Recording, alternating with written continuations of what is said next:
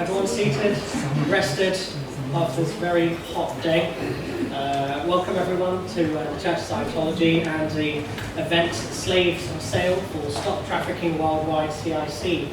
The title of this event, Slave for Sale, is an uncomfortable one. And it's meant to be. Because modern slavery is uncomfortable. It's real, it's global, and it's closer to us than we often realise. This issue doesn't just exist in distant countries or faraway supply chains. It's present in our everyday lives. In the clothes we wear, in the food that we are eating, and the services we use, and even the businesses on our high streets. But human trafficking is a system driven by profit. And like any system based on profit, it runs on demand. That's why this conversation matters. That's why we're all here today, because we are part of that demand. And we have the power to change it. This evening isn't just about guilt or shame, but it's about awareness, responsibility, and action. It's about understanding how we might be unknowingly a part of the problem, and more importantly, how we can become part of the solution.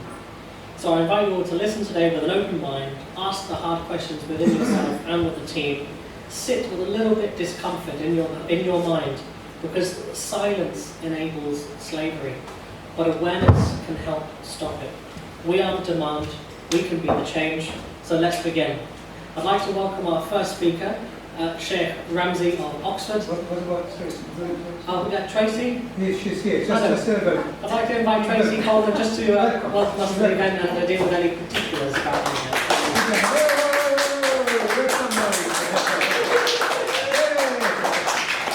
As you can see, I am not Sheikh Ramzi.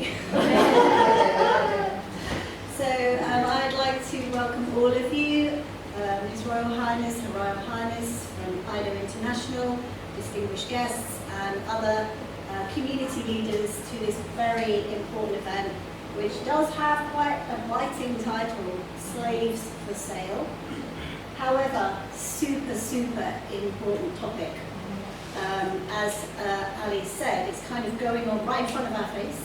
You know, we don't live in nail bars on a small level in London and so forth. Anyway, I'm not here to really speak about the subject, but I am here to welcome you to the Church of Scientology London. This is a community space and it's open to all groups and all communities, all cultures, all religions across London to use this space to lift up our society, our community, and just to say that the Church of Scientology is supporting this campaign with our human rights education program. And I was actually out working with them on Wednesday night, which we're going to be briefed on, in central London. So I hope you have a fantastic event. I just want to go over a few regulations. If in the event of a fire drill, which will not happen, one fire exit is here, up the back stairs, and the other one is just straight out to the main reception where you came in. Bathrooms are to the left, and if you need anything else from the church, please come and see me. Thank you very much.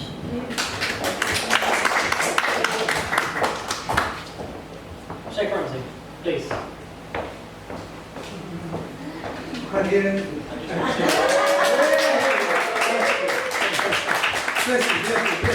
Listen, God bless you. Thank you very much. Thank you very much. Put this slide on. The slave for sale. You know what you want, right? The slave for sale. I mean, they are there. Here.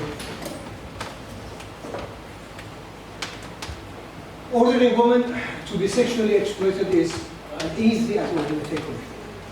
Of course, this is from the Sky News. And how trafficking between are being sold online. How trafficking is sold online in the 21st century. Can you believe that? Can you believe that? It's very important. Second one, please. Okay. Here you have the mark. Mark has been done. This is a real, a truth. The mark has been done. They put the mark on it, a slave for sale. And they sell the slave. Today they know who is the slave is belong to. Next one. Can you concentrate before the Christmas comes? We want to go shopping. Thank you very much. This is what we can see. I can't see it very well. Can you make sure it's focusing very well? And of course, this is one of the distinguished burn to the woman on the shoulder. This is a burn to the woman on the shoulder. It's a gang mark as she's a slave, and anywhere she goes belong to the gang. These are what I'm saying, of course. It's the most important. Next one, please. And if I bring my hand up, please just change it. Thank you very much. Of course, we've got the human trafficking happening as you can see, happening by forced deception, kidnapping, or sold like a second-hand furniture, and sold and resold, sold and resold, sold and resold. It's a good business, sold and resold. This is very important. Deception is of course.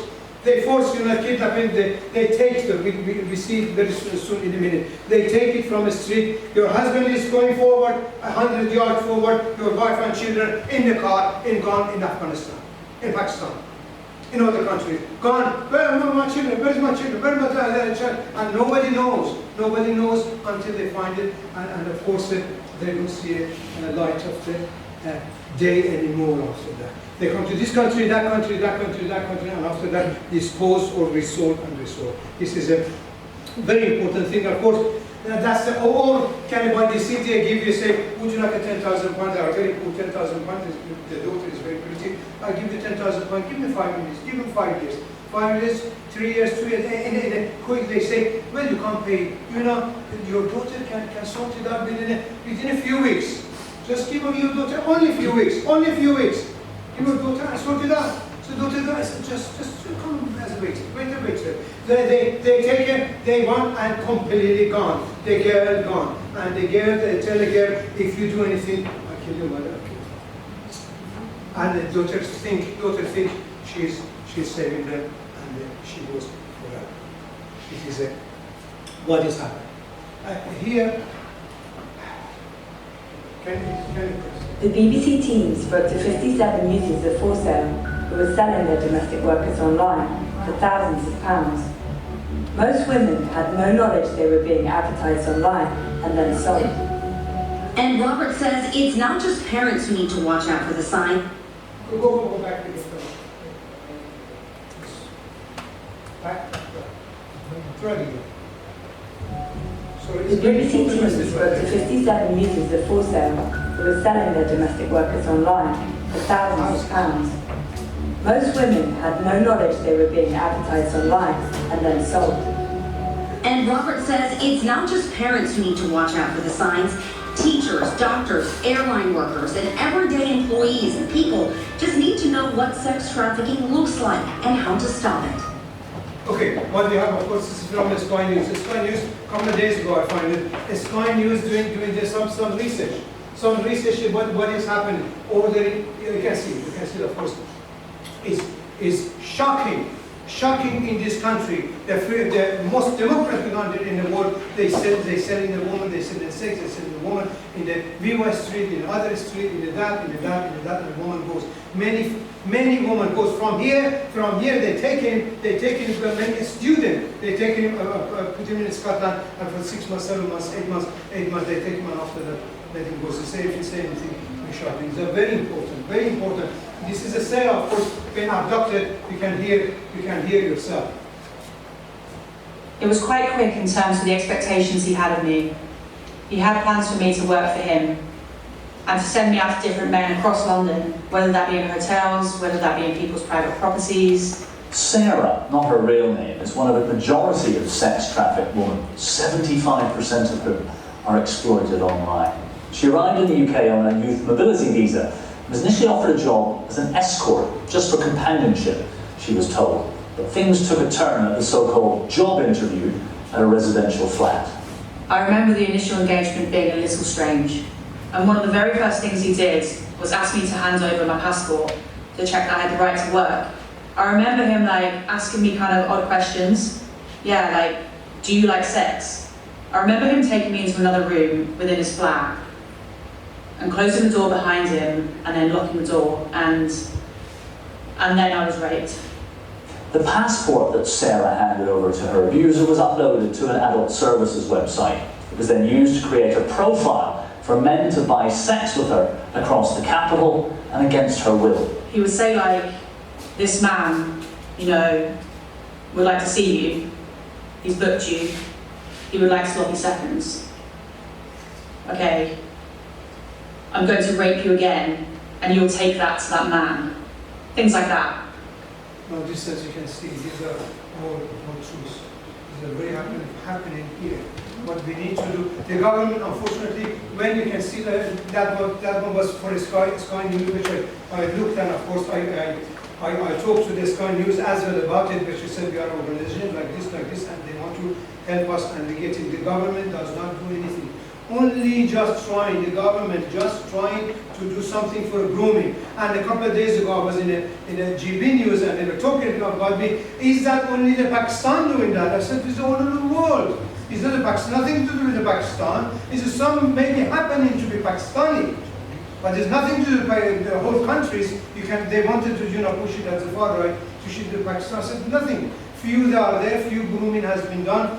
And the government should look to it. The government should look to what is happening to our women and children here and beyond. It's not just here. Here is so much of a demand, which anything you do, they come in because the money is there. We talk about the people which are using it soon as well. Of course, this is children. Poor little children.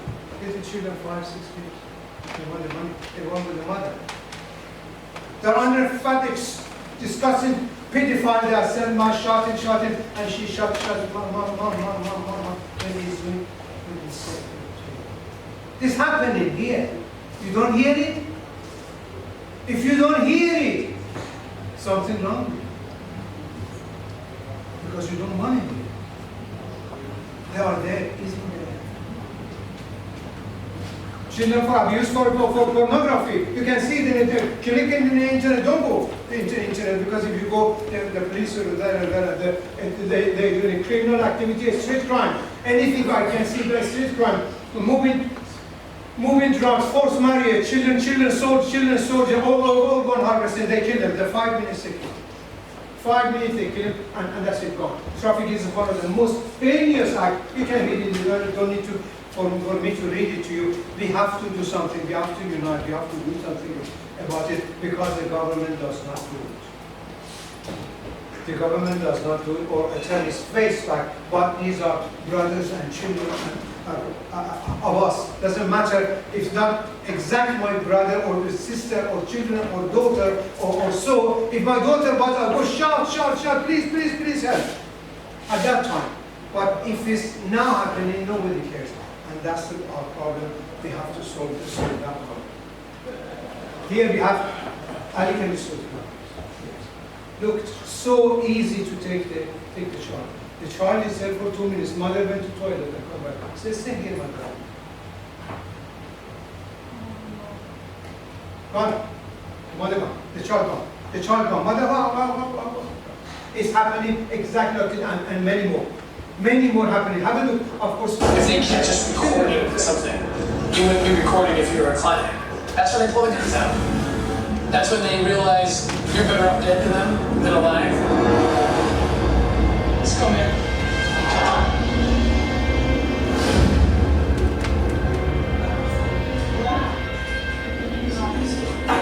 Yeah, here's her room. She's got keys to the rooms.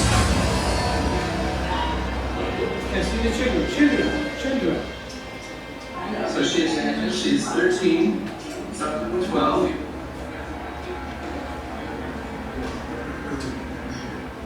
Look where they're going. Where they're standing.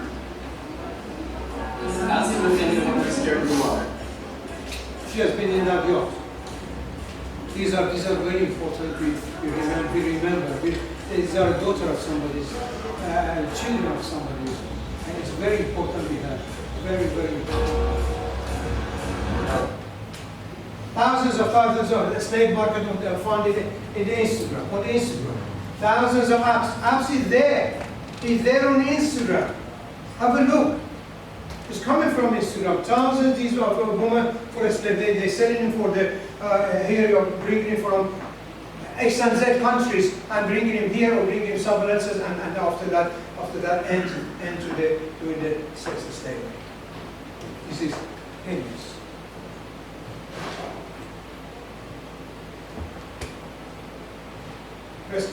Shocking surveillance video shows a man getting out of a parked car, running toward the family, and snatching the little boy. His mother and her 2 other kids rushed to the car, trying to get in, but it was locked. Oh my God. Front of the mother. The mom? Oh my God. Front of the mother, the storage child. This is another occasion. Look, the child is gone. 2 seconds.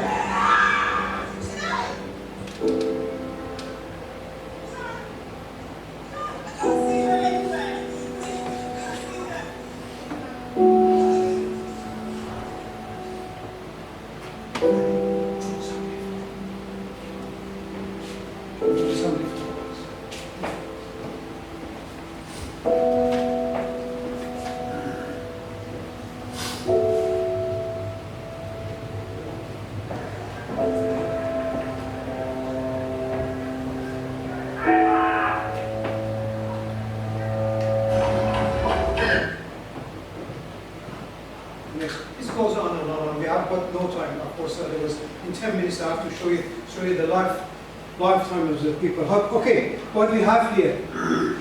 What next? What we can do? What we can do? What we can do? Of course, we are at least 3 or 4 years together here to unite. Of course, mashallah, we are united to only what we do. We do the promotion of awareness. These are the leaflets which we have. You can read it again for information. You have to get yourself familiar with that. You have to see few of these videos which will shock you, really shock you. Put yourself in their shoes if you miss your child, because as soon as the child gone in this place, she's gone. Maybe in this country we can find him after 6 or 7 years or whatever other countries come. These are the leaflets which we have. We have many leaflets. There's a lot of information here, lots of information. You have to read these. These are you can get yourself familiar. Get familiar yourself with if you see the person who is being abducted, who is being kidnapped, and you can see him in the for example train or underground or so on. So he's standing by the side of it. She has been kidnapped, but she can't say anything because they told her, if you say anything, we kill you, or we kill your mother, we kill your father. He doesn't say anything.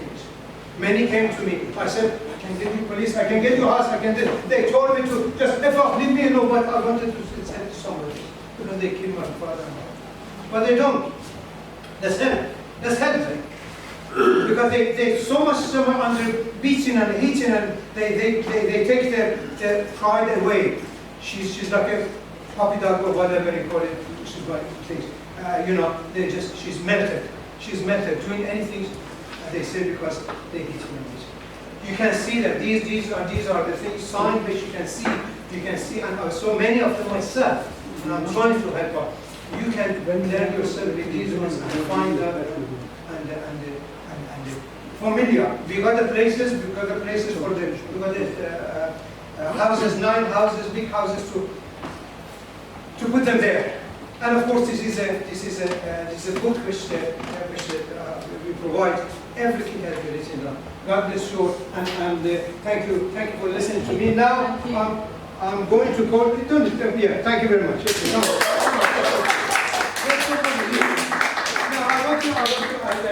Thank you, everybody. Captain Ali, yeah, yep. Thank you. First of all, I quickly want to say thank you to the Church of Scientology for giving us this space for our event. It's really important. And I also wanted to say thank you to Stefan and to Tracy, who have done so much work for human rights that we should really respect them. I'm in awe, and I'm, of the work that they're doing currently. The title "Slaves for Sale," yes, it really did disturb me, this title. It took me back to the plantations in the sugarcane, and it made me feel pretty awful. So what I want to do this evening is take you on a journey of how to buy a slave in 2025. Because I've just been to Nepal and I've been to Uganda, and some of the things I'm going to show you, well, these are all real things that I'm going to show you, so I will continue. So this is in Kathmandu, and this boy here is a slave, and he's being trafficked into Nepal from India. Some of the boys are trafficked in from very remote villages in Nepal. Some of the children are actually victims of family breakdown, violence, alcohol and drugs, and they come to the city and the gangs pick them up. So this boy isn't actually working alone, there is actually a gang master. So the children go around begging for money, and the gang master takes all of the money. Yeah. Now, this is supposed to be stopped this year in Nepal, and I've been told by the NGOs who I'm actually, talking with and collaborating with them, that is lip service, because they don't have the networks or the facilities to actually look after these children. Because you can't just rehabilitate these children overnight. You have to treat them very carefully to rehabilitate them. And these children actually sniff glue to ward off hunger. The next picture is in an incredible place called the Monkey Temple. It's beautiful. There's monkeys there, there's temples, there's Buddhists, there's flowers, there's smells. It's beautiful. And all the tourists are taking pictures of this little boy, who's probably about 7, 9 years of age. Click, click, click, click. Oh, isn't he cute? I think they're actually using him as a draw to come in to watch him make the moon ball. This child should be at school. And again, in Nepal, it is illegal for this child to be working. He's got to be under 16. Oh, sorry, he's got to be over 16. And when I went up, I was a little bit surreptitious. Basically, I got a glimpse of him. His whole face was bruised. He had that vacant look that we keep talking about. And he was completely out of it. He was just concentrating on his work. This example was real as well. It's a fake orphanage. It's a fake orphanage. So we went with an NGO to donate clothes. We took toys, we took books. And I'm a very suspicious person. So while everybody else is having a lovely time, I went into the kitchen, opened the cupboards. There was no food. There was no food. Nothing. Then I actually went into the fridge, and it didn't work. So I thought, a bit strange. So we all went out, we'll get them some food, £250, we'll buy them a new fridge, another £250. And everybody on the night time was saying, oh, it feels so good. I said, you feel good? These kids are being trafficked? Do you really believe that this is real? That you've helped these kids? So 2 days later, we went back to that orphanage unannounced. Unannounced. There was no food there, nothing. There was 9 children there. The day we went, when the new one were coming, there was 3 women looking after them. There was a 17-year-old boy looking after these children. Yeah, this girl here, she still won't speak today because she was bashed all over the face. Yeah, one of them was missing. She was in the previous picture, and it was 8 o'clock at night, and there was a young boy missing. So I got in touch with the NGOs that I'm working with, and I asked what's happening here. Basically, some very, very influential people own these orphanages. Yeah, and they rent them out. These kids are taken from, they're sold by the parents because they don't have any money or they owe debt. It's a usual thing. So a lot of them aren't even orphanages, or they're not orphans. But what's actually also happening is, not only do they go to the orphanage so that rich people like us can go and donate money, they're actually on a night time when everybody's left, putting the girls out for sex, putting the boys out to beg. And this is real, and I've seen it. And her face, I'm going to find her, because she is definitely being abused. Now this is right out in the middle of nowhere. It's 3 hours from a road walking. You can't get into this village without walking for 3 hours. and there's no mobile phone connection, there's not even much food, there's no education, there's no medical supplies. And these people are literally, well, you can see what they are. There's worse pictures than this, but I can't show you them because a lot of children don't actually have any clothes. And this fantastic lady is working with these communities because, unfortunately, these children in this village are basically being sold as child brides. They are being abused. There's obviously violence, but a lot of them are being gang raped. Yeah. So, you know, and this is real. I mean, this is a holiday I was on. This is a holiday, but obviously I'm looking because I've been trained, I've been taught by you guys who've taught me what to look for. So if we just fly across the sea to Uganda, yeah, beautiful country, absolutely beautiful. Again, it's very poor, high proportion of the population are young. And we were at a beautiful school in Soroti, beautiful school. And I remember walking along and I noticed that all the girls, not one of them had any shoes on. Not one of them. Yeah. And that to me, what I can see there is, it's the evaporation of their hopes. Their shadows are the evaporation of their hopes. Because we all know that those girls can't afford shoes, can't afford sanitary pads. If they can't afford sanitary pads, they can't go to school for 7 days a month. If they can't go to school, they're not going to get an education. If they're not getting an education, they're going to be sold as child brides, they're going to be trafficked, they're going to get raped, and they're going to end up being pregnant. And I know it's disturbing, but this is real. The next one was when we were actually leaving Uganda. And all week I've been talking to the team. Sorry, I've been talking to the team. I'm not but I was with a beautiful group of people who were wonderful. And I was explaining to them, this is what it is. These are the mechanisms. This is how we do it. And one of the girls, lovely, wonderful girl, lady called Kerry Mountjoy, came down the plane and said to me, Nicola, everything you taught us this week, I think this girl next to me is being trafficked. So I said, don't worry, you sit here, I'll go and sit next to her, yeah? So basically, I sat with her. So this girl apparently is 23 to 25. She's supposed to be, yeah, no, she's found. She's got a job in Dubai, so when we land in Nairobi, she's getting the plane to Dubai, and she's going to get paid $1 million shillings a month, which is £200 in our money, which is a huge amount of money in Uganda for a child, huge amount.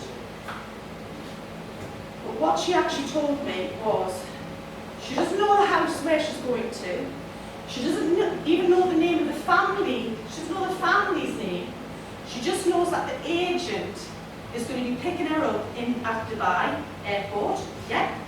And she's already been to the medical centre, or wherever it is she's been.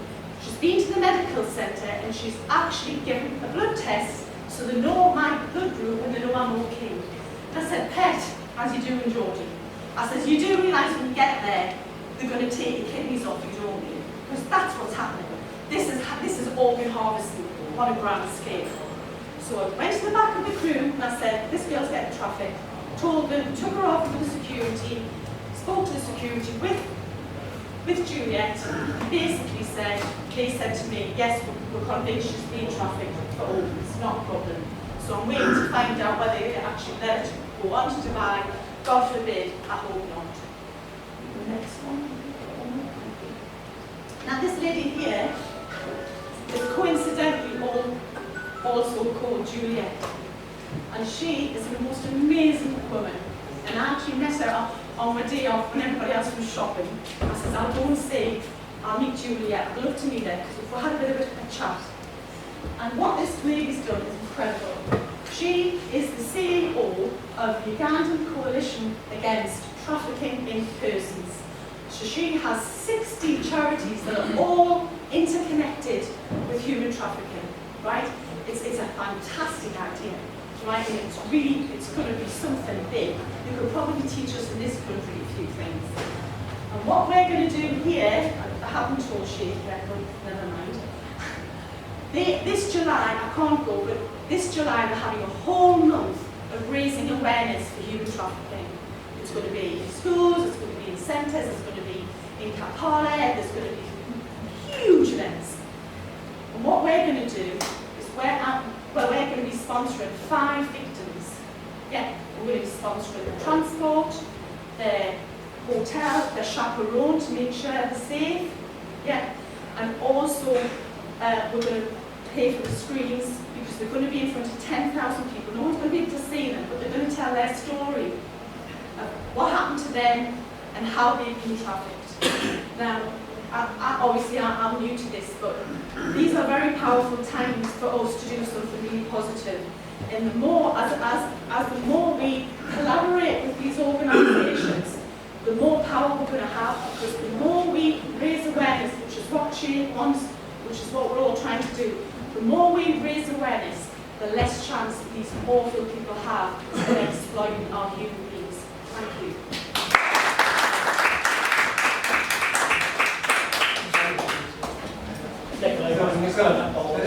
Nicola, thank you. Thank you very much, Nicola. I've got a very small award, a certificate of appreciation to give to Nicola for her commitment and her bravery to using what she learnt in real life to actually save a victim of human trafficking, as well as your commitment to education. So I'd like to give me a shout.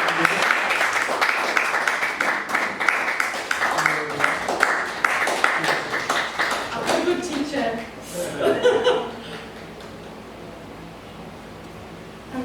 Thank you very much. Just one quick warning, if any of the speakers like to roam around, the projector here is laser, so if you do stand in front of it too much like this, it can damage your eyes. Sorry. No worries, that's fine, just for the future, for the young people, including yourself. Yes? So I'd just like to say hello everyone. Okay, so let me introduce. Okay.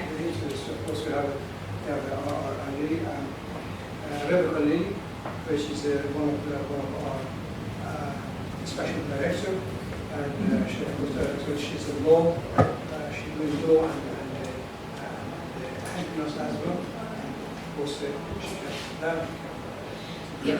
Yeah, firstly I would just like to say a sincere thank you to everyone who is in their own capacity with the gifts that God has given them, making a difference to people's lives.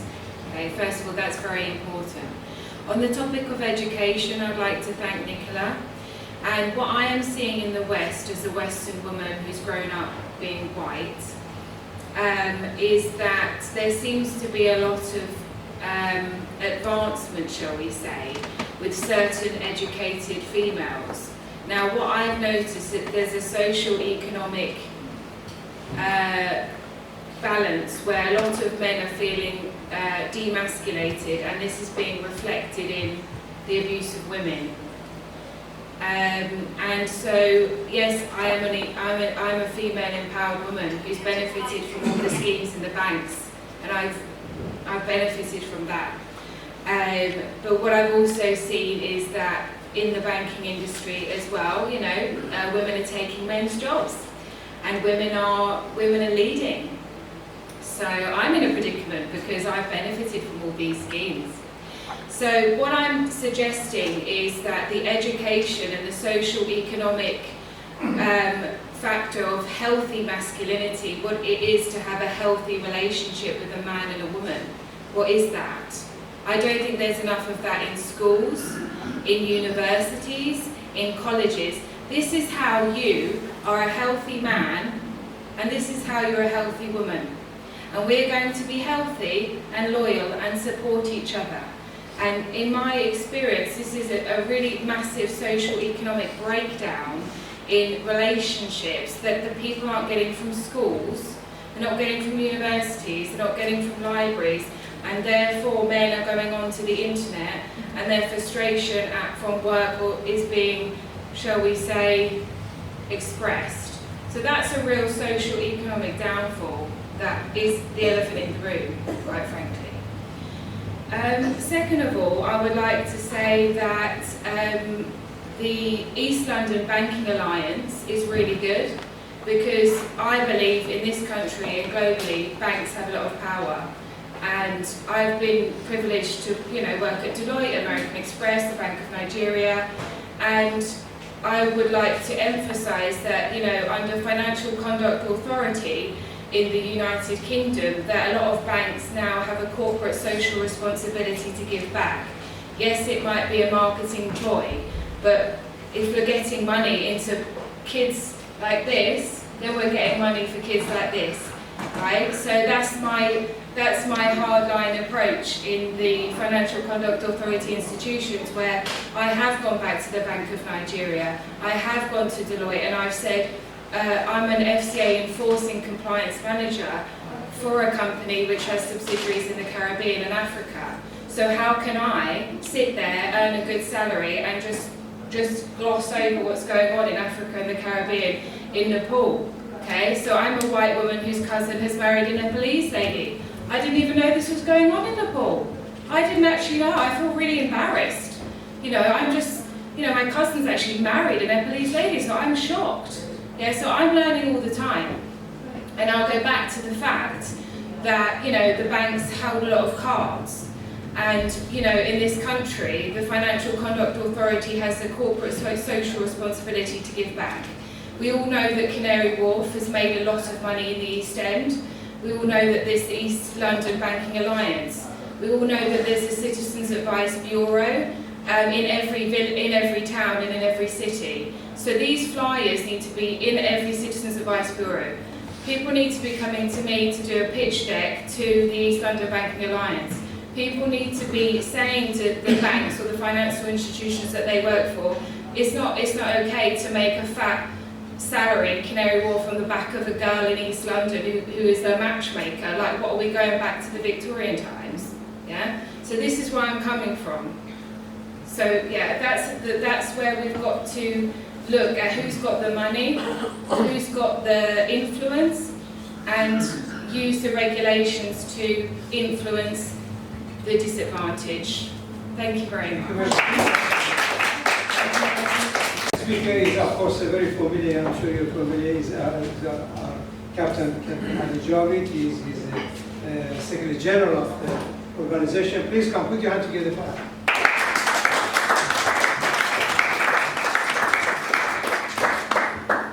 Thank you very much, Sheikh.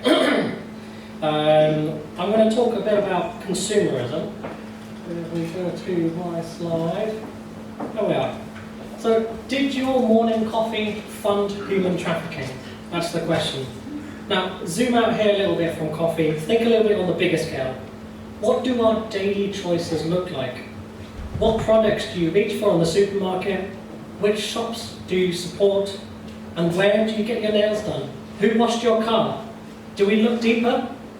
The reality is that trafficking will thrive in all industries where low prices and low transparency are prioritized. And we as consumers unintentionally help create that demand. From cheap fashion to quick deliveries, from hand car washes to budget takeaways, and our everyday habits can either feed the system or challenge it. But this isn't just about making you feel guilty, as I mentioned earlier. It's about making you more powerful in your choices. Because when we shift our habits, the system will feel that. But let's return to that cup of coffee we mentioned. It seems very simple, harmless, even comforting. But if that coffee comes from an exploited labourer, then it's connected to suffering. And if we ignore that connection, we become part of the silent approval loop. One that traffickers rely on. You'll see later on how we are part of this cycle of trafficking. So what if it's more than a drink? What if every coffee, every purchase, every click online is actually a chance to vote? Not with a ballot, but with your wallet. You're bidding, and you're increasing the pricing of these slaves. We're not saying that you can solve everything overnight. Not one person can make a change, but we are saying that when we stop seeing these things as just a coffee, just a cheap deal, just a quick item, we start to unravel the very culture that allows trafficking to survive. And forced labour isn't rare. It's built into our global economy. In fashion, workers will sew for hours in sweatshops under inhumane conditions. In electronics, people, often children, mine minerals under forced or dangerous labour. Some of the richest countries in the world have mining for electric car batteries, phone batteries, and other precious metals. In agriculture, vulnerable workers, often migrants, are exploited for little or no pay. And this happens not in spite of this system, but because of it. It's part of the drive to cut costs and keep prices low. And often those savings will come at the cost of someone else's freedom. In a world where the price often wins over ethics, there's a hidden cost to every bargain. To keep goods cheap, companies will pass the pressure down the chain, and the people at the bottom will suffer. And we as consumers are both the demand and the justification. This is what customers want. That's the excuse. They want cheap prices, they want it quick. But we are the customers, and does that mean we have the power to change what's expected? Yes. Our inaction becomes complicity. No one is asking for perfection. We can't, help the entire world. But we must stop pretending that our choices don't matter. Trafficking thrives in silence, and because of it also crumbles when people start to see, to care, and to think.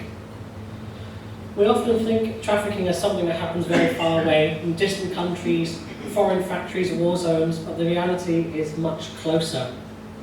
Modern slavery is happening right here, in our own towns, cities, villages, in places we walk past every day, and we often use these services ourselves. Hand car washers, where workers are paid pennies, sometimes living in shipping containers in the back, facing constant threats. Nail bars, where the women are trafficked and forced to work long hours, often under surveillance or coercion. Takeaways in restaurants, where the undocumented workers are hidden in kitchens, cooking and cleaning under exploitative, sometimes even illegal conditions. These aren't rare exceptions, they're part of a pattern. And we must stop pretending that we don't see it with our eyes. Exploitation will hide behind normal life. Construction sites, where men who are trafficked are paid below the minimum wage, or maybe not even at all, often working in unsafe conditions. They say, we're trying to pay off your loan for getting here, or they've got family abroad that they're threatening. Domestic servitude, where often women are trapped in private homes, caring for children, cleaning, under constant control, under many long hours and never paid. And of course we have sexual exploitation, which Sheikh Ramzi expanded on quite a lot, which continues across every single city and town, major town in the world, shall we say, in brothels, massage parlours, and even in hotels. This isn't just a moral issue, it's a local one. It's not happening somewhere else, it's happening here. So here's the hard truth. If we see and we say nothing, we help the traffickers. Silence is their cover, and our silence keeps them hidden. We've heard a lovely story from one of our members here who took what they've learned from one of our previous events and put it into action. They've looked at the signs, the behavioural signs, the different working and living conditions, the physical signs on the body, on the face, on the hands, and obviously exploitation indicators. We don't have to be experts. We can pick 1, 2, we can put 10 of them together. One doesn't always mean trafficking, but if we don't say something, we don't ask that question, we're not inquisitive, then we are enabling slavery. But awareness can stop it.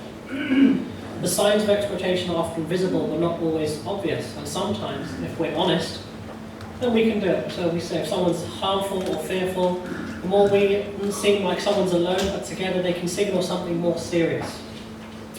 So now let's look about the system that drives it. The consumers, that's us. We are the buyer. We as consumers are the demand. Whether it's the car wash, the clothing, the takeaways, the nail bars, we create the market for cheap services, cheap goods, and by not questioning where services come from, we help to perpetrate this system that thrives on exploitation. The trafficker on the bottom left, It's a business for them. Ultimately, it's profit. We heard earlier, it's globally, it's a $500 billion industry. In Europe alone, it's $250 billion. And they are driven by the demand, and they will supply that demand. Traffickers would exploit vulnerable people to meet the demand for this cheap labour. This is a very brutal indeed. They don't care about the human cost. They only care about the profit of providing cheap products, and our own products that includes people. And of course we have the victim at the end. These people are the true cost of human trafficking. They're often forced to work longer hours, no pay, and exploitation will become part of the business model. This cycle is very hard to break because it's in the topmost levels of our society, but it's in our supply chains, and that's what we're trying to fight. We can't fight the whole battle, but we can try our best. So what's the true cost of a bargain, guys? A t-shirt for £5?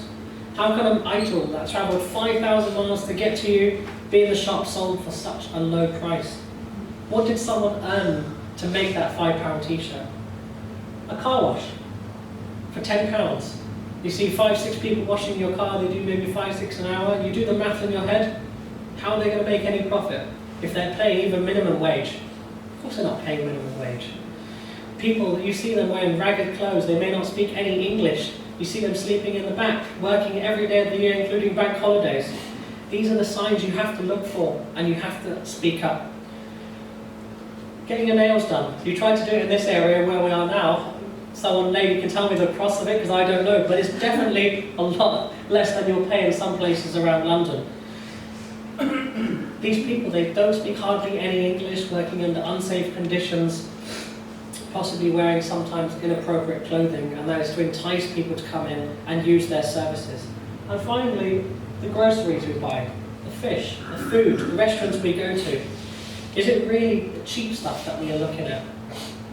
The truth is these prices don't add up. We need to ask ourselves all the time is, can someone be paid fairly for this product? Have safe working conditions been enforced when this product was mined? Was it made? Was it sent? Was it posted? And if we stay silent, we're sending the simple message that this is acceptable. Is it acceptable? No. It's not acceptable. This shirt I'm wearing now, back on it says made in Bangladesh. I got it for about £15 from Marks and Spencer's.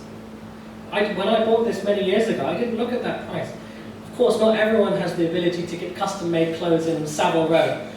I certainly don't have that ability, but we have to think about it and try our best as we can. The cheaper the product, the higher the risk. So, final thing, what can we do? Every choice is powerful. We can buy less, we can choose better, we can support fair trade, and we can support ethical brands. We use registered, accredited services. Ensure that their services that you rely on are transparent, even if you have to pay a little bit more. And always report suspicious activity. No one's asking for perfection here. We don't want you to always go out of your way to have, to change your life completely. But we're asking you for that consciousness in your mind, to always be on your mind and ask those difficult questions. And industries need to be changed. Our supply chain needs to be looked at. Obviously, Nicola, you talked a little bit about poverty, which happens abroad, and how that's a massive driver for human trafficking and modern-day slavery. But we have to just look at the statistics of our own country. In my borough of Brent in northwest London, we have a 37% child poverty rate. When those children grow up, where are they going to turn to? They're going to turn to crime. And when you go to crime, little bits like him, the traffickers will come in, they'll say, try a little bit of this, take this as a gift, take these nice shoes, these nice electronics, now you owe us. Now go and do some organised crime. Go and move some drugs across the country for us. This is very enticing for people who are in poverty, so this is happening here. I'm not going to touch on statistics because we talked about that in quite a lot of our previous events, but in the National Referral Mechanism, which is the mechanism to take victims and give them support in this country, they say 25% of all the victims identified were British nationals, with a British passport in their pocket. So when people say this is a migrant problem, people don't remember that 96% of all migration is legal. So we're going to blame the people coming in the boats? We're not going to do that. We are not. Slavery would thrive on our silence. but so does freedom. So we are the demand, so we can also be the change. Thank you very much, guys.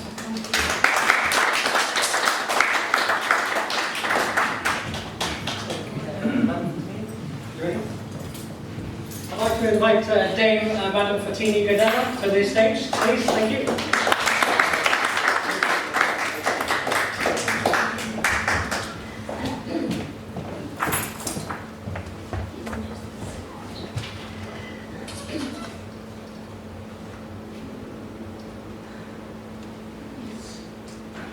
Good afternoon, and thank you very much for you being here. Your King Papa Uganda the First, Your Royal Highness, greeting you on total grace and ladies and gentlemen. Thank you, and it's nice to see you all. Today we will speak. I'm representing the Directorate Religion against trafficking, human trafficking. Here we see the map world of the human trafficking, and this is a pandemic disease. It's the most pandemic disease, social pandemic disease, which ever happens in the society. So why society often remains silent, and what are the consequences of this silence? So today we will speak a little bit quicker about the silence and why society, when people turn their head from the problem. The silence, according to the definition, is the intentional and systemic failure to acknowledge or to address the issue. This is the definition of the silence, and there are many different kinds of silence. For example, there are silence of victims, victim silence. Why they are silent? Due to the fears, due to the threat, due to the lack of trust to the authorities, and this of course enhances their own exploitation. Social silence, what is it? When communities, when governments, when institutions turn their life away from that problem, or for example even have a failure adequately to face the problem, and this of course encourages the culture of indifference. This is a problem, but gradually from one of these many cases, the society becomes somehow a little bit indifferent because too many, too everyday. Of course, economic factor, poverty, one of the major factors of the human trafficking. Another factor, for example, cultural, traditional, and ethical factors. For example, discrimination, inadequate cultural, traditional, and ethical norms, which actually enhance the trafficking, enhance abuse, enhance this inequality. Policy silence, insufficient law, insufficient political will, and of course, lack of awareness.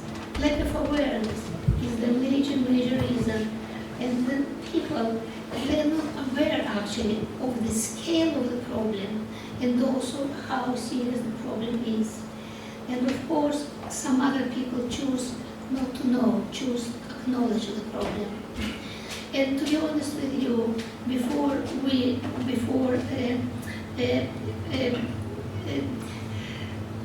Sheikh Dr. Ramsey, before he started to found all this and inform all of us about the problem, I was not aware.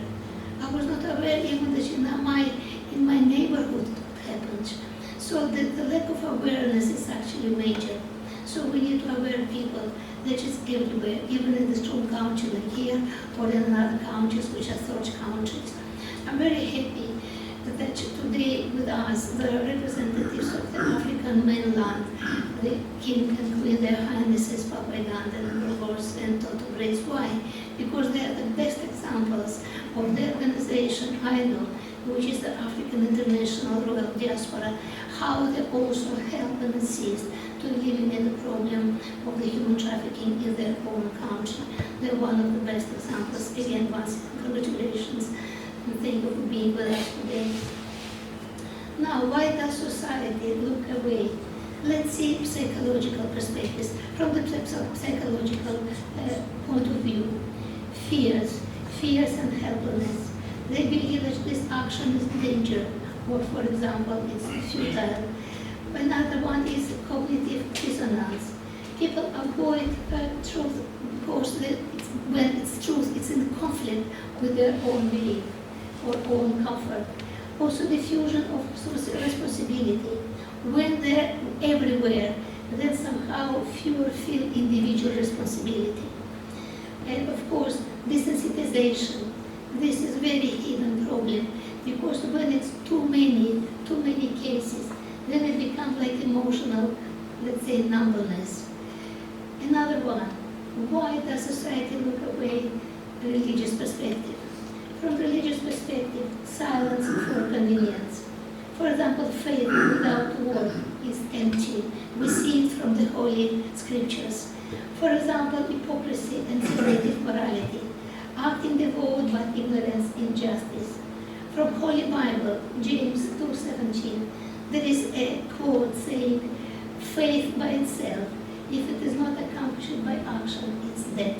Also in Quran, in Surah Ma'un in 107, it says, have you seen the one who denies the recompense? For that is the one who drives away the orphans and does not encourage feeding the poor. Orphans and poorness, it was very, very explicitly mentioned in all holy scriptures, like in the Old Testament, the New Testament, in the Holy Bible, and in Quran as well. Again, let's see why does society look away from the social and traditional point of view factors. Taboo and shame. In some cultures, discussing even exploitation, especially sexual, is discouraged. They don't discuss about it. A gentle roles and also patriarchy. Normalization of male dominance of the woman and children. This is what we see in many countries, unfortunately. Traditional practices. Some, for example, harmful customs are wrongly justified as cultural and traditional norms. This is very important. In countries like the third countries, I spoke with different girls who have been either nearly trafficked or their friends in the age of between 7 and 9 have been also trafficked and lost forever. So when I talk with them, they say that in our culture, in our tradition, if even our parents will learn that we have been sexually abused, even by traffic, and then by chance return back home, we will never say it to our parents because we have a risk that the father can kill us. Why? Because what other people will say, my daughter is raped, my daughter had sexual affair with men even before marriage. So the fear of being executed or of being pushed down by her own family is much more fear than just be sexually abused and trafficked. And this is what happens in these countries. For example, when they take the girls and then when they do whatever they do with them, they say, okay, you can go back, but if you will go back to your society, we will show the photos. This is what she said to me. If this woman, this girl in her 15, will be her photos in society where she is, she cannot stay there, she cannot be there. She will be either killed or completely demolished. So this is what I'm saying. It's a wrongly justified cultural and traditional norms. Lack of education, ignorance. Of course, ignorance leads to unawareness and also to inaction. What is the cost? What is the cost of inaction? Human cost. Traumas, physical and psychological harms, loss of child or loss of lives. Human cost, especially with traumas today, with so many children in the videos that have been trafficked. If these children, which are today, they will by any chance and grace of God will survive, tomorrow they are a part of future. What future will be built by all these children who hate everything, who have lost trust in love, trust in brotherhood, in their experiences. They usually say, if you want to see the future, look at the children today. Because the face of the future is the face of the children today. So all these trafficking children, all young ladies, tomorrow there will be a future of us as well. They will govern our countries. So what future we will have? Social cost, breakdown of trust, poverty, social instability. Moral cost, complicity, loss of ethical credibility. These children or these ladies who have been pushed to this track, what morality they can base on, with no love, there is no filter of morality at all. Economic loss, of course, economic cost is essential. All this turnover of money, which is now in the human trafficking, this is actually going to destabilize, distract the society. Instead of this money should be used on the process of development and evolution. Of course, we can see in the Bible, in Proverbs 31, speak up to those who cannot speak for themselves, defend the rights of the poor and needy. What is the danger of the normalization? Desensitification. Traffic will become just a background noise. This is one day which will happen. When it will be many cases every time, then it will be like normal. Media influence, legal loopholes when there is a weak law or there is even absence of that.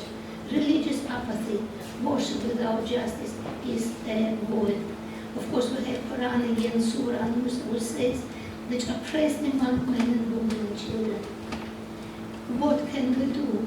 Raise awareness, speak in the communities, of course, and speak in the places of worship. Education, which is the most important. Encourage moral and ethical education in the young age.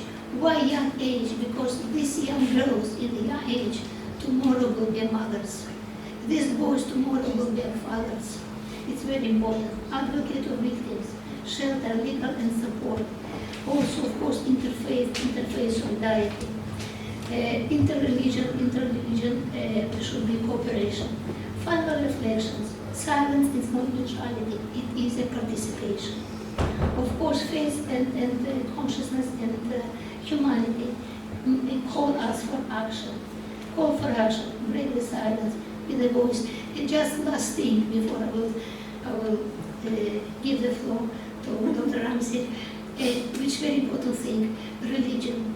I personally believe that all leaders of the religion in all countries, in the local or regional level, apart from the speaking, of course, in their places about human trafficking, apart from supporting and assisting victims, I feel and I still believe there's big support needed for the big victimizers, because victimizers, they formally was the victims. Is the person happy? Happy person can never destroy his happiness to destroy somebody.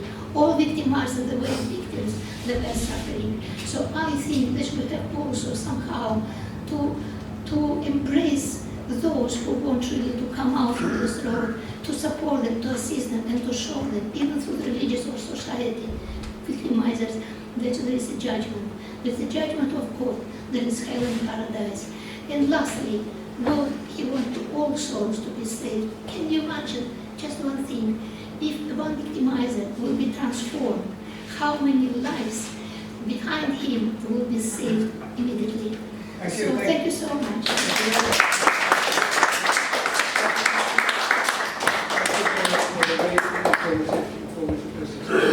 We are asking our Honourable Keith Best, please come and say Keith Best is an MP.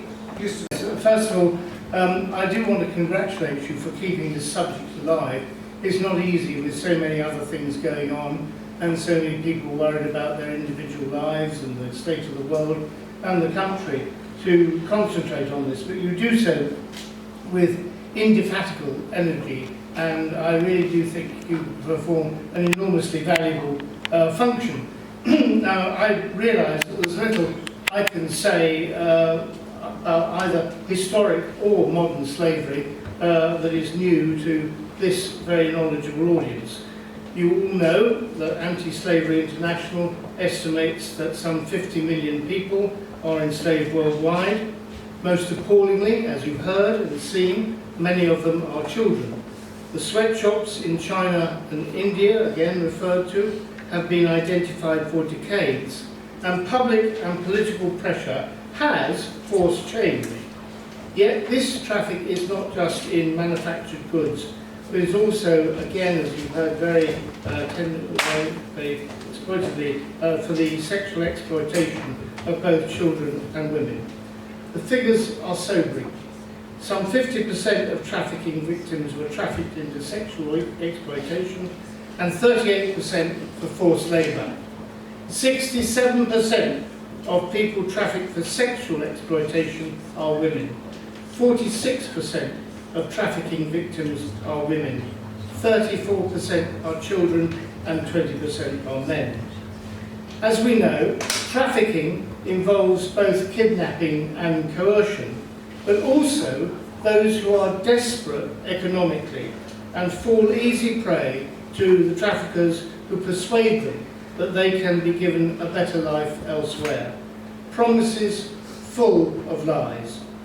When I practiced as a barrister, I did not deal in labour trafficking, but often represented those who were used as mules in drug trafficking in days where this was still more widespread, until the traffickers, of course, discovered that it was more profitable to trade in human beings rather than narcotics. Now, in those days, women with drugs strapped around their waist under their clothes were told by the traffickers that if caught, they would merely be deported, omitting to mention that there was a 5-year prison sentence before that happened. Now, it would be wrong to suggest that nothing has changed. Much progress has been made, but the fact that we meet here this evening demonstrates that not enough has been done, and so much more needs to be done. Legislation in this country, the Modern Slavery Act, of which you'll be familiar, requires large businesses to report on steps taken to prevent slavery in their supply chains. My own charity asked all suppliers to certify that their goods and services have not involved slavery. Admittedly, we have to take their word, as we do not have the resources to investigate further. But at least it is a start and puts businesses on notice. As you know, Section 54 of the UK Modern Slavery Act states that all UK businesses with a global annual turnover of £36 million must report on the steps they are taking to ensure their goods and services are slave-free. I want to concentrate on just one area, fashion, which has been mentioned briefly. It's one of the most labour-dependent industries in the world, as each piece of apparel travels through a complex supply chain. Lack of visibility further down the chain, however, has led the fashion industry to become the second largest sector after technology to support modern slavery. As the website Unseen tells us, that from the pickers harvesting the cotton to the yarn spinners and the workers manufacturing the garments, slavery and exploitation exists at all stages in the making of our clothes.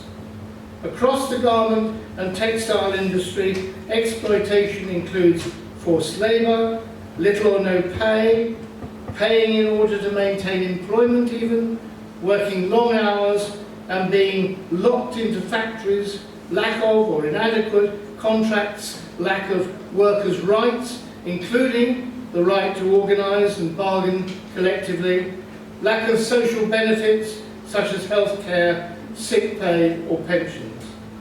Such conditions are especially prevalent in the major cotton and garment producing countries.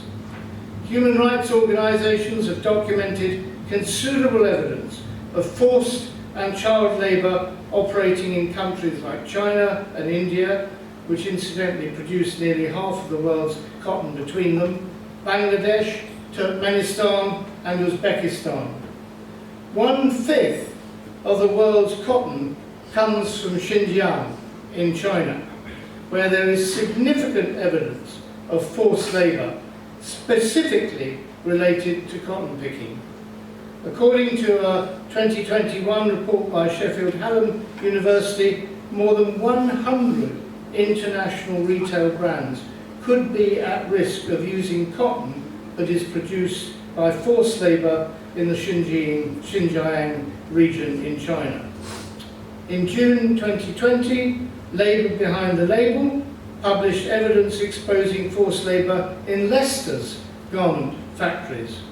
The report revealed that workers in these factories were paid as little as £3 an hour and forced to work without social distancing measures during COVID-19 lockdowns. In 2021, 10% of cases reported to the Modern Slavery and Exploitation Helpline related to businesses in the garment sector. Findings from the 2023 Fashion Transparency Index shows that the businesses are starting to be more transparent on human rights issues such as worker pay, worker conditions and purchasing practices. However, with only 1% of major fashion brands disclosing how many of their workers receive the living wage, there is still huge work to be done. Now, I've picked on only one sector, and time does not permit me to examine others, but they all have their own issues about the use of modern slavery, and you've heard many of them this evening already. The organisation Hope for Justice reminds us that climate change can cause natural disasters, which results in displacement and creates climate refugees. People who are displaced have the potential to be targeted for human trafficking due to their increased vulnerability and can be exploited in industries that contribute to climate change. So, the two are linked. According to the World Bank, by the year 2050, more than 216 million people will be forced from their homes due to climate change. Coupled with the knowledge of other parts of the world obtained through a mobile phone, so we know more about conditions and what is happening on the far side of the globe than in our neighbours' homes, and the fact that, comparatively, it is now cheaper to travel internationally than at any previous period in history when it was confined to really those with the means to do so, we can see that migration and its more disreputable cousin, trafficking, will only increase. And I'm delighted that we've got people from Africa here today, because that is where the enormous population growth is going to be happening over the next few decades. And if those countries in Africa do not have the work, do not have the opportunities for their young people, where are they going to go? They are going to be potential victims of trafficking on a massive scale, where they can find no work in their hometowns or their home countries, but will fall prey to those who say there's a much easier life over in the UK, over in the United States, wherever it might be, and we know the cycle that has been explained already.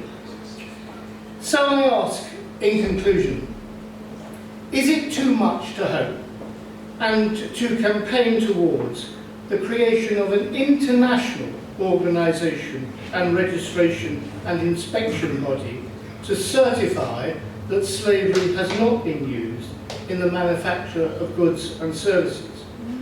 We have standards which require the labelling of foodstuffs as to their contents, including those elements that can do harm, like salts, sugars and chemicals. So why not labelling that assures that slavery has not been used in their manufacture? We have an International Atomic Energy Authority inspection regime. So why not one investigating slavery? No doubt there would be objection from countries in which slavery is still widespread, and you will know the names of the suspects. But one starts with a coalition of the willing. If more and more goods carry the certificate that slavery has not been a part of the process, the general public can make up their own mind and boycott those goods that do not carry such a certificate.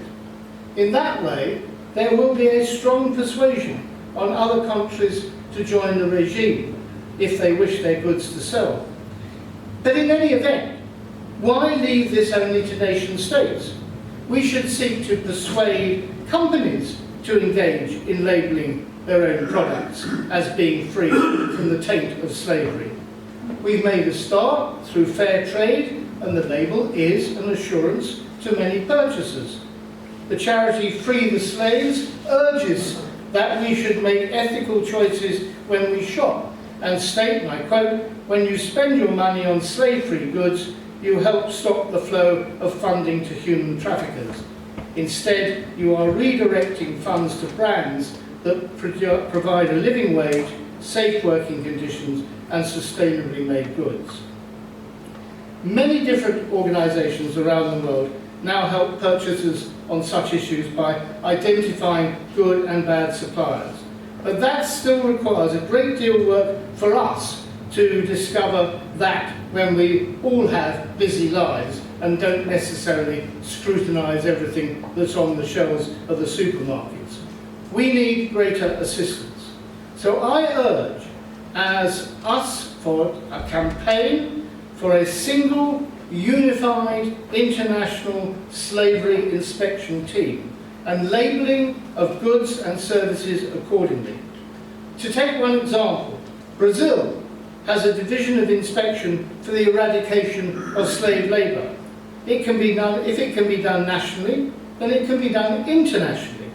Here at home, we could start by urging the government to follow Brazil and have an international inspection team. While at the UN, we have the Special Rapporteur on Contemporary Forms of Slavery, the Interagency Coordination Group Against Trafficking in Persons, and various UN agencies like the International Labour Organization and the International Organization of Migration. We do not have a specific investigation, inspection and registration scheme at the international level.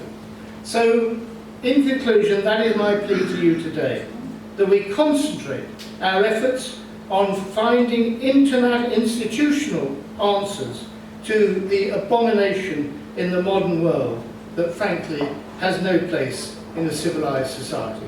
Thank you very much.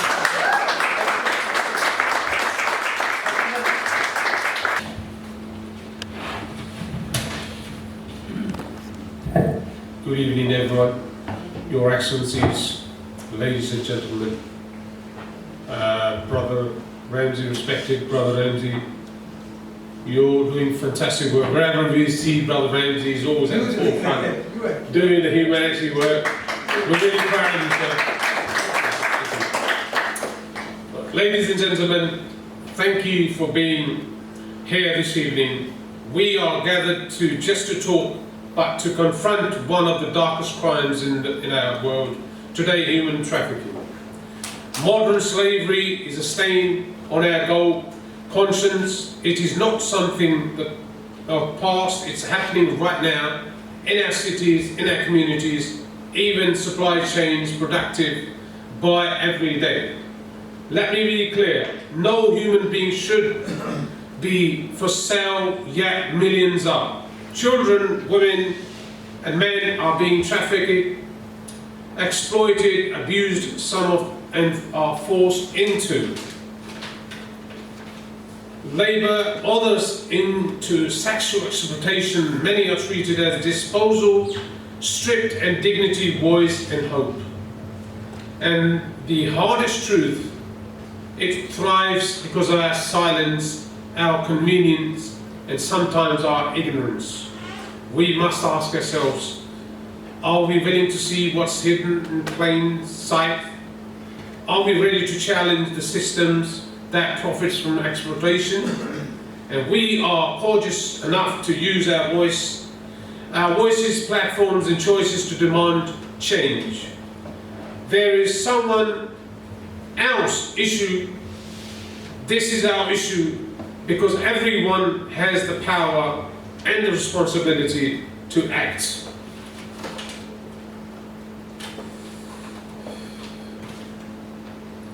And there's so much going on in the world, we all need to concentrate. I stand before you with a message shared all faiths and all people of conscience. No one should live in a chain, no one should be brought or sold. let us educate ourselves, let us support survivors, let us hold traffickers and enablers account, and above all, let us never be silent. Together we can break the cycle. Together we can be changed, we can bring a change. Let us stop human trafficking once and for all. Thank you so much for inviting me here, respected Dr. Ramsey. As I say, it's very glad to you, not only help you live, you do fantastic work. We're all the way with you, anything we can do for you, and we're there for you. And obviously we've got, where's Tracy go? Tracy, keep up the wonderful work. I know you do fantastic work as well for St. Louis. And we're there for you, anything we can do for anyone here, for your organisation, I'm there for you, sir. I'm sure we get you involved with Thank you so much. What we have No problem, you're most welcome. Said whether he wants to lead it, and I would like to. You're most welcome. You're most welcome. Thank you very much. Thank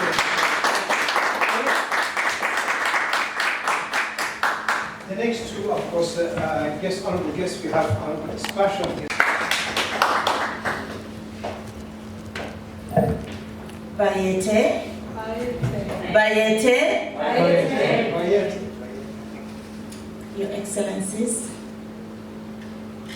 distinguished leaders in your respected capacities, dear brothers and sisters, I've said coming together is always progress, and I would probably say this is one of the most important meetings we have attended in the recent months, I would say, and I'm so pleased we are here. Thank you for inviting us.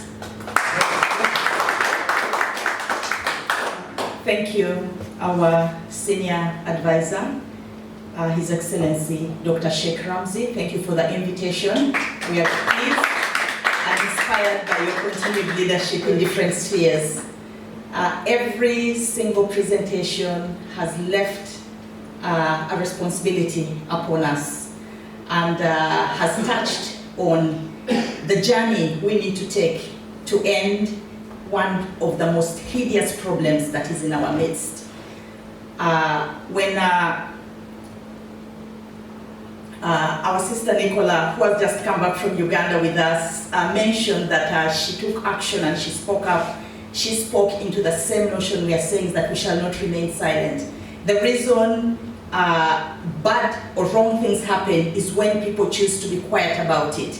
And every speaker came saying the same. Our princess came and said the same thing. We must speak out and then educate, as we have said. The scripture says that our people perish due to lack of knowledge. And we have said, let's create the awareness. We cannot take it for granted that everybody knows what's happening. But every time we speak about it, it knocks and it reaches, it does reach home. The Excellencies mentioned it. Educate, don't be quiet. Everyone has a responsibility, and today we are standing together. And then our daughter, Rebecca, came and said, we need the resources to do this, and I am doing something. So I'm looking at a situation whereby everybody's doing something, and if we all come together, the problem will come to an end.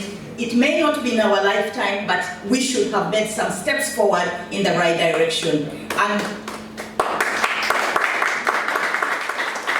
it's on that note that I am saying that as Secretary General of IDO Network International, we are taking this up, not just organizationally, but personally. This year, we sat down and debated on what the theme of our 7th convention should be.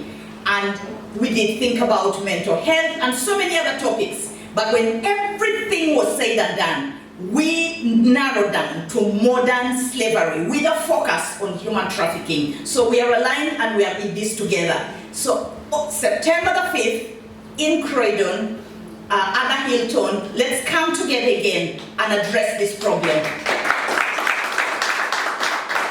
We are bringing leaders at different levels because we want to effect change. Our distinguished presenters did say that government needs to do a lot more, and we know that when policy is in place, as we have shared, then things move faster in a more effective and efficient way, because then everybody and every institution takes that responsibility legally as a legal requirement. We are bringing also the traditional leaders, the kings and queens, because we are a culturally leaning organization, and we are telling them, you're presiding over thousands of millions of people. You have a responsibility. So leaders at different levels are going to come. We are going to sign a declaration, and we are going to follow up and make sure that there is accountability and there is an answer to this problem. So thank you once again for having us. We are stronger together, we are in this together, and victory is on our side. Thank you. Bayete.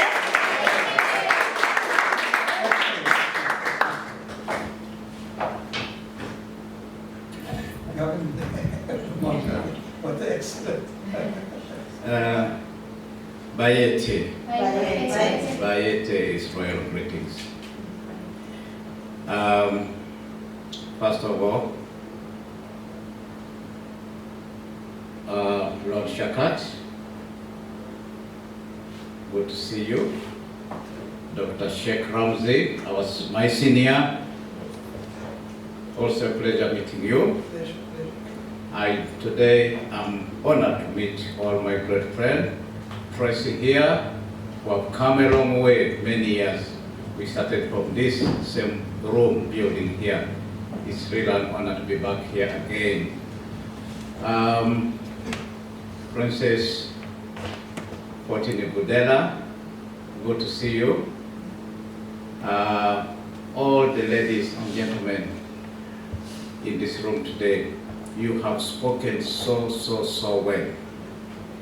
I start with the Honorable retired MP and Member of Parliament. You've spoken at the core of what we think should be done. The establishment of that agency, global agency, that should be responsible to police this kind of situation.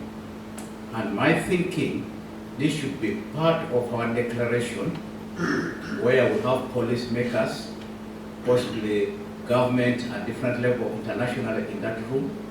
We sign a declaration that, look, we've done the talking, we can do more. So we would like to take this on, and I appeal to those organizing the convention that as part of our products, a declaration to stop this, even to demand the certificates, as he said, should be put into place. We've done this in several countries, like the reparatory justice, we've done this on human rights, we've done to a number of things, and some of them have worked. So I would like to touch on each of you. I don't know why, but everyone who spoke here today was very unique. The knowledge, I thought I knew everything, but I realized I know nothing today here. You see, one of the things that has always pained me, I give example of my country, Uganda. When you sit on that flight, 3/4 are girls going for work in the Middle East, all with the hijab tied. And who presides those signing those is us, the kings. Out of 10, maybe 5, 6 out of 10 who go for those jobs, at least 5 return as dead bodies in the caskets. Wow. And we're happy signing those things. So this is very important, very important. It does not mean that we have to have everybody.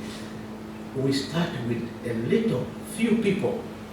The voices here are very powerful enough to send the message across. IDO has got the territory. We've got the numbers in the right countries worldwide.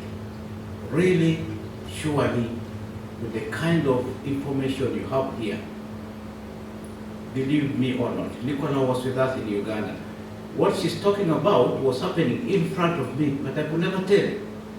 She was telling me, oh, that one's being trafficked. I said, well, how do you know? But when she followed it, it was true. We don't have this knowledge. Education, information is very key. And where do we get this information? From you. From the speeches made here today, I realized that this is one of the subjects that must be followed to the latter. Ladies and gentlemen, this is no simple subject. We bury children every day in Africa.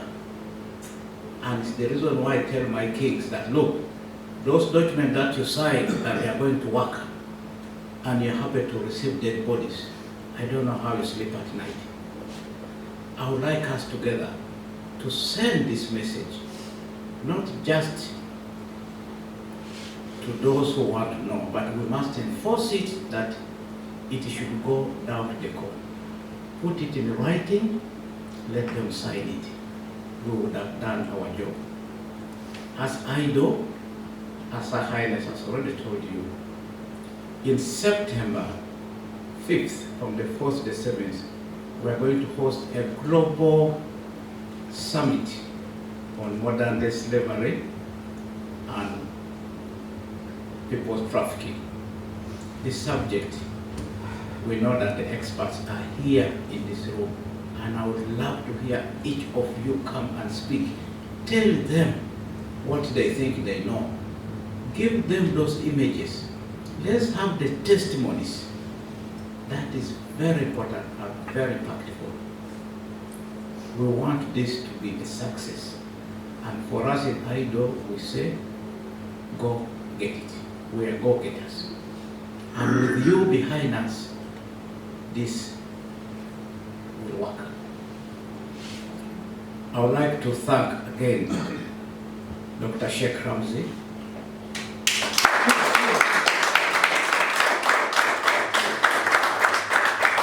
and the entire committee of Stop Slavery. Dr. Right Honorable Shakat, you've been with us all the time. You've always made time for us. Thank you so much. You've come a long way. Be it little or big, you've always made time for us. That is the spirit of Ubuntu. Ubuntu. Ubuntu. We coexist. We need each other to coexist. So I would like us to carry the same spirit in tackling this issue. IDO has the keys and the connection to the right people outside this space. We believe that the kings and the queens and the government leaders who make these policies are really our target. With the language you've used in that document, our work is to run with that document everywhere, every office all over the world, wherever we can reach, from the CARICOM, from the UN, from the African Union. That is our work as IDO. This is very important. Sir, I have listened to your speech, and I saw all the ingredients that we need to come up with a very powerful declaration on this. Let us go on record that it was this organization that founded this idea in 2025 that this law was passed, and now we've got a global agency enforcing this wrong trade, which is going all over the world. So, ladies and gentlemen, I would love to talk the whole day, but allow me to take this opportunity again, first of all, recognize Princess Fortini Udela.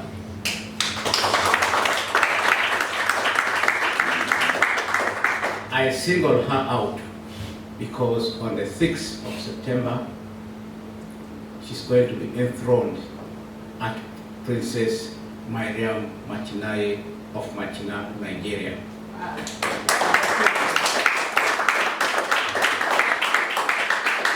To us as traditional leaders, that's a very, very important acknowledgement and recognition. So we have a lot of people coming down here, Kings, to make this.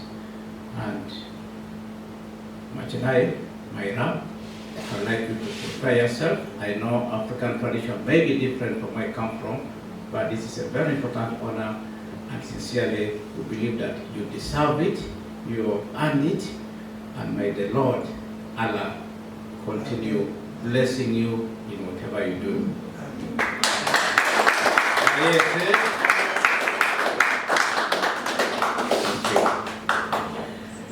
We did so many words.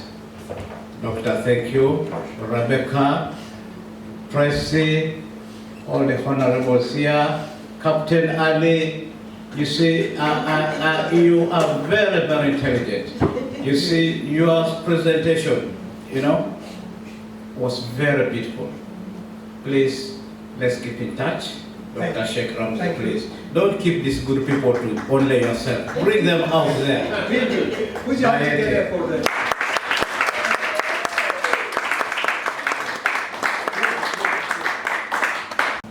Your Highnesses, thank you very much, Sheikh Ramsey, Ali, and everyone here at the Scientology Centre. Thank you so much for hosting.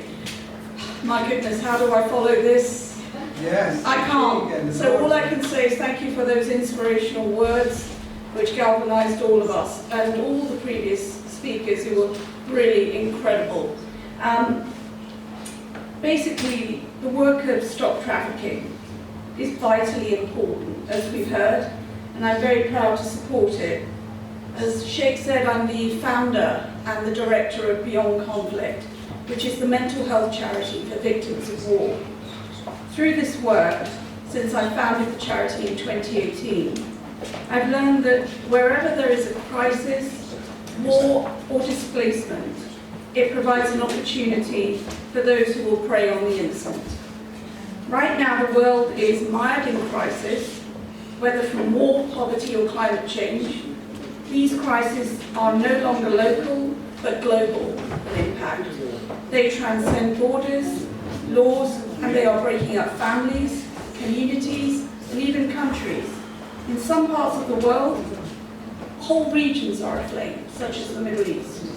Where we see tragedy and human suffering, the slave trader and trafficker sees opportunity and profit.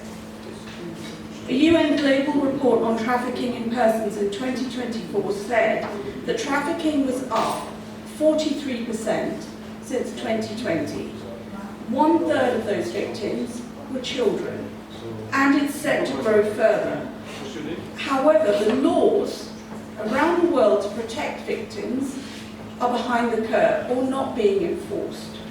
The International Labour Organization said in 2024, illegal profits from forced labour rose to $236 billion. That's a rise of nearly 40% compared to a decade earlier. So the economics of forced labour is estimated to bring in something like $10,000 profit per victim.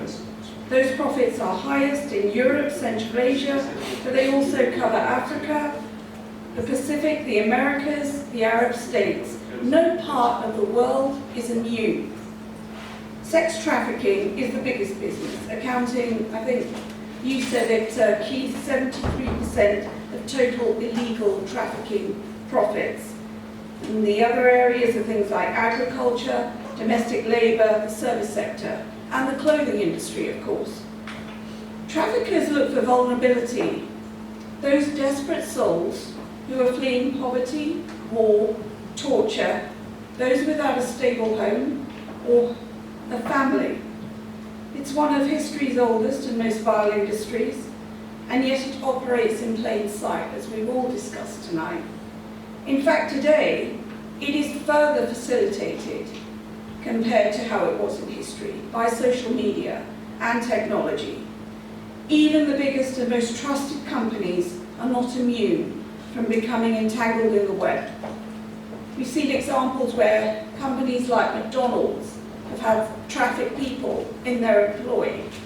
We've seen stories about how major respected companies like Tesco, Marks and Spencer, Waitrose have used products that have had trafficking somewhere in the chain, which is why Keith's suggestion is absolutely imperative. Some kind of global kite mark which can go on goods, so when people look to buy something, they think this means it's clean, I can buy this. We would all get behind that, just as we have fair trade stickers on packs of coffee and chocolate. We need something like that for clothing, for other products too, globally. These are the adults, but children are not out of bounds, as we've talked about. Back in 2016, before I set up the charity, Beyond Conflict, I was writing a book about the war on Islamic State. I learned about babies and children in Iraq being sex trafficked by ISIS in modern-day slave markets. This fact still gets me. I don't think I'll ever get over it, but while I was doing my research, I found out the youngest victim was a baby who was just a month old. The younger the child, the higher the price, and they are sold over and over and over. According to the UN, who's that? According to the UN, ISIS published and circulated a price list for babies and children for sale. And now we've learned that it's on Instagram. How is that even possible? Why is nothing being done about that? We would be kidding ourselves if we believed it wasn't happening today. In fact, we've learned it is happening today, and worse. 1/3 of identified traffic cases are kids. It's evident that the targeting, killing and abuse of kids is being normalised in wars and beyond. In Gaza, hundreds of thousands of kids are orphaned and homeless. International governments and NGOs say these kids are vulnerable to trafficking. In the Rohingya refugee camp, another place where we have a project in Bangladesh, more than 500,000 children who fled a genocide in Myanmar in 2017, they now live in this camp, and there is on-the-ground reporting of human trafficking of children. In Ukraine, millions of children have been displaced since Russia invaded that country.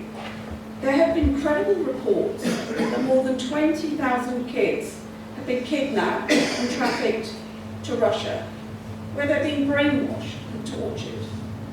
In July last year, the UN Committee on the Rights of the Child and its consultation group on the children of Ukraine said, crisis and emergency situations, including armed conflict, puts children at greater risk of being separated from parents and their protective environment, of being displaced without the control and supervision of the authorities. These kids are easy prey for traffickers, illegal adopters, and exploitation, including sexual exploitation. All our senses must be on alert to prevent this. But these words don't just apply to Ukraine, they apply all around the world. Stop Trafficking's work under Ali and Sheikh Ramsey works to aim to provide the public, companies, lawmakers everywhere with the facts and the tools to spot the red flags that signal human trafficking and modern slavery is taking place in our midst. Ignorance can no longer be an excuse.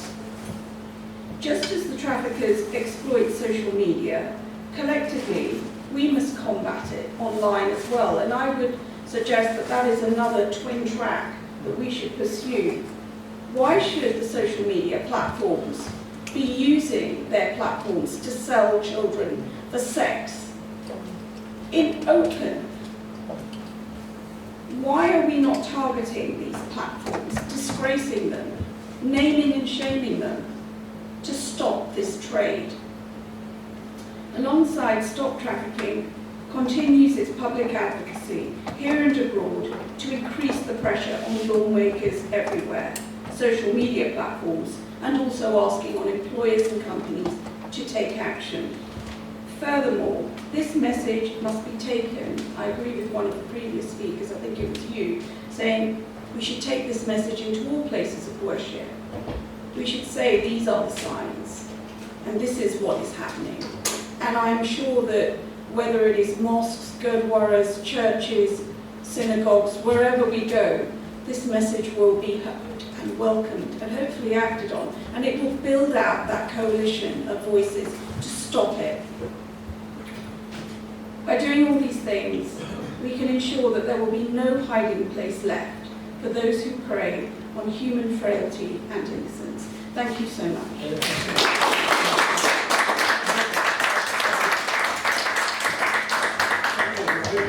Blessing, and he came from the Bangladesh, and he made his way through to become a leader. He has been meeting Her Majesty, he has been meeting King, and many by himself, and he won many cases against the police, against the government, and now he's officially.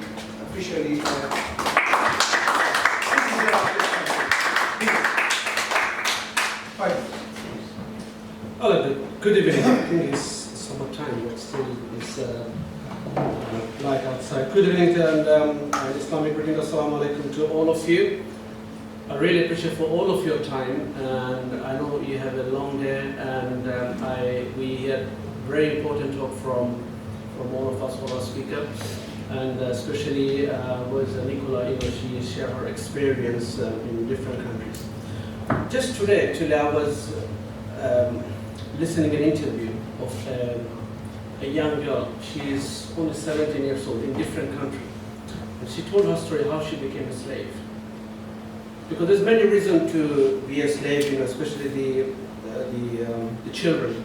She said because they lived in the poverty, so her parents are unable to look after her. So one day, it was so painful when I heard my tears. I had a full of tears. She said my parents want to kill me. One day they took her in the river to teach the swimming, but their intention was to kill her because they're unable to look after the kids. How painful for me, and how you think like they really want to do. No, they don't want to do that. They don't want to do it, but for some reason they are really helpless. And then one of their relatives, she said, "Give it to me. I will care. I'll look after her." Then what happened? The relatives, they took her in big city, and they said they give her to one family who are gonna like, she works there as a co-worker in that big family. And when you have a bad luck, I think it's surround you all the time. While she was, I think she was 10 or 12 years old, she was a witness of a murder, because the owner of this house, both the husband and wife, they were killed in front of her. And she ran away because she was only 10, 12 years old, what she knows. And this murder case was like, it was a big murder case around the country. So everyone is looking for the witness who had seen what happened. And those relatives, they said, "Please shut your mouth, don't say anything, otherwise you will be killed." And she's gone through all the trauma in her life since she grew up, she born actually. And she had seen all this thing. Now she's 18, and she said, "I couldn't take this thing, I want a free life. I'm inhuman." Because what I have seen, I can't take out from my back eyes. What can I do? Please help me. So there's many reasons around the globe for the slavery. And as a victim of slavery, I would say in the UK, which is my big fight, there is enough law in the UK to prevent it. But the issue is, do you know that those laws? Do you take the action? Obviously, as a citizen, we can't take the actions. There's a people, there's an authority who should take and who could take the action. What we should do, we should support. 2016, I think, while Theresa May, she became the Prime Minister, I think that time she gave the £2.5 million funding to sort it out, these issues. But I have a question like how much money is going to be used to prevent it. Because have you ever heard any update from any victims? What happened to him when he survived? Most of the time, we very rarely can see or you can listen about the victims, like what happened when he came out from the slavery. Unfortunately, the authority, they are not unable to take, they are not interested to take the action against the criminal. And those criminals, actually, they are not living on the street, they're part of our society. For some reason, they are not keen to take the actions.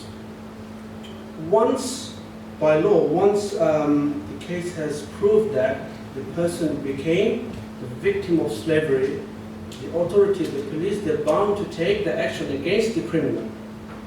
So my question is why they don't take it. And this is my challenge, you can say, or my fight at the moment. Like I found and I faced and I saw that. And mainly the police, they don't cooperate with the victims. Because it is very easy to take action against the victim than the criminal. Because they are powerful, they know the people who's sitting on the top. But the victim he or she is isolated. They don't know this thing mentally, especially the mentally, they're so much weak and broken. They don't have enough support, and even from my experience, I would say, like many years ago, when I shared this story, people just look at me, they thought like I'm a mad guy. But I knew what I had gone through. So from that point of view, I respect. Might be your story is nothing to me, but it's big on your scale. So I should respect and I should listen. This is the main thing we should do. So that's why this is my urge to all of you. We should work how we can take action against the criminal, because once we started to do it, they would know that we have to think before doing anything else. Because now they know very well nothing is going to be happen if a victim, because most of the victims of slavery in India, I'm talking about the UK, they're immigrant.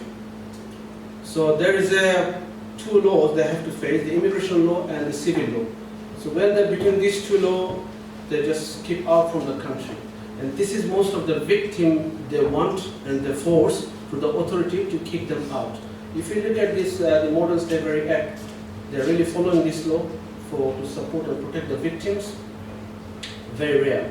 So that's why how we can stand together to stop it. And when we want to stop it, we have to make sure that the victims get full support, legal support, civil support, and at the end, it's not like that is proven that he or she is a victim, but we want to see that what happened to the criminal who done this big damage. Because most of the people in our society, they're good people. Because of few culprits, our society became they poisoned by them.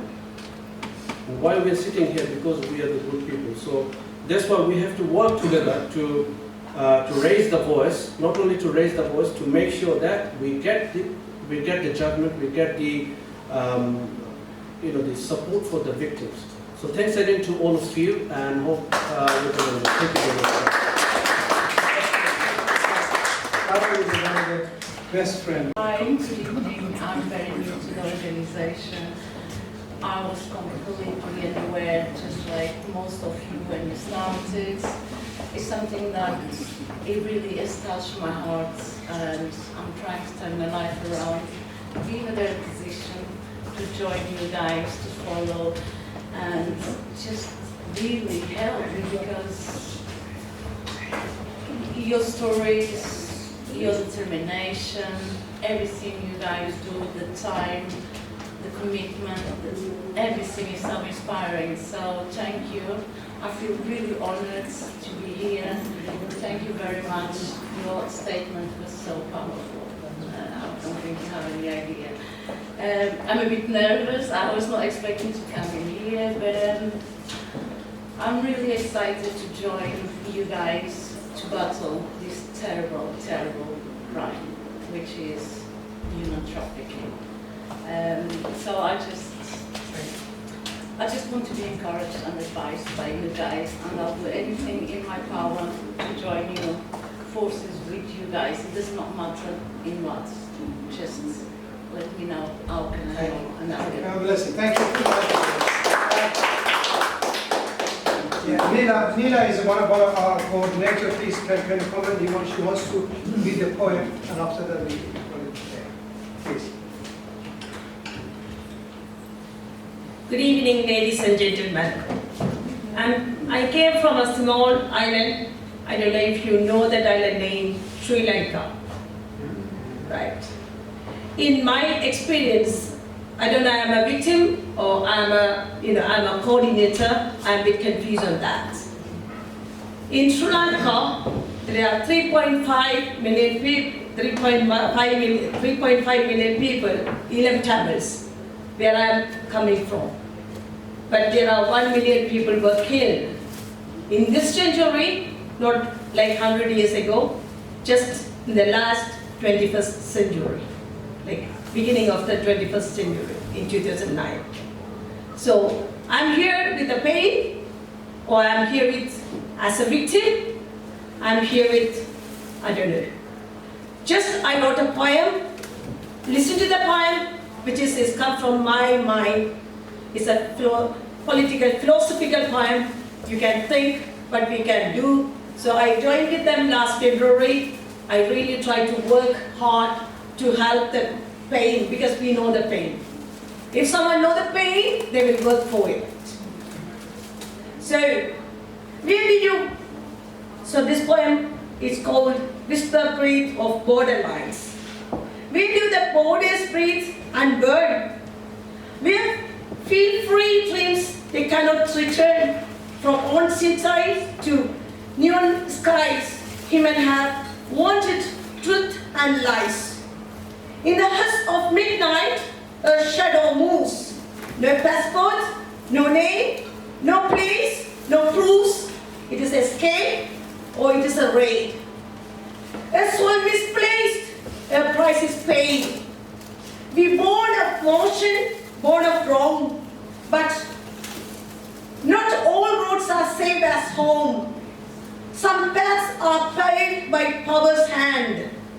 Some peak breeds a silent stand. Children stolen by silent streams, sold between wars and sterile schemes. Mothers vanish in the name of aid. Fathers fooled by debt of unpaid. Some crime victims, untruly so. Some wear masks for gain our show. And looking deep behind the scheme, a system green, golden and seen. It's not just saying or sip of old. It's a data minded, it's body sold. It's a social media cloaked in trust. It's agencies pleading power in trust. So why must we raise eyes unblind to map the mass of humankind? Because today's silence is tomorrow's pain. And ignorance we are waters in traffickers' chain. We must learn how human break and bend, how politics twist and laws pretend, economics plead of what's unseen, while screams distrust with the mind. Look deeper, not just with eyes, but with the mind where awareness lies. Study the current, study the right, study where dignity and discipline collide. For when we truly know this is plight, our voice becomes the edge of light. Not just to rescue, but to reform, to rise above the global storm. We are not here just to speak. We are here to unmask the weak, laws, lies, and system failing fast, to build a world that cannot be bypassed. This is not charity. This is not welfare. A war of wisdom, will, and care. For what? For if we not fly this night, our children will be stolen by light. So listen, release the headlines clean. There is a trafficked soul is in every tree. Stand tall, think wide, work deep for the price of silence too fastly. Thank you so much. It's a very, very touching poem, and we shall put it on our website. Ali, make sure you put it on the website. I would like to ask Lorna to come and say a couple of minutes. Just say some. Thank you, darling. Thank you.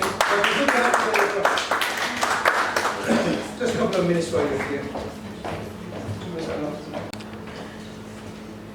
Hi, Your Royal Highnesses, ladies and gentlemen. Thanks for being here today.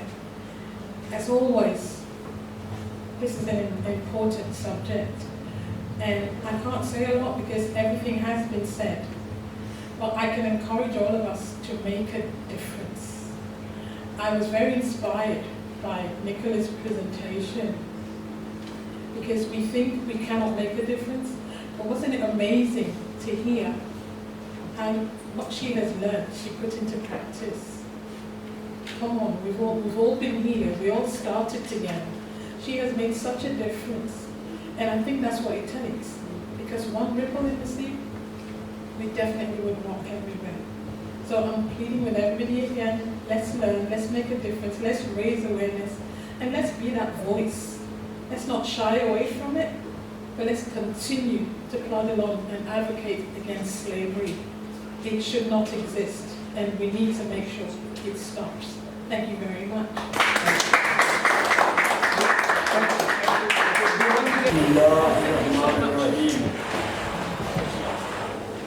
Good evening and Assalamu alaikum to all.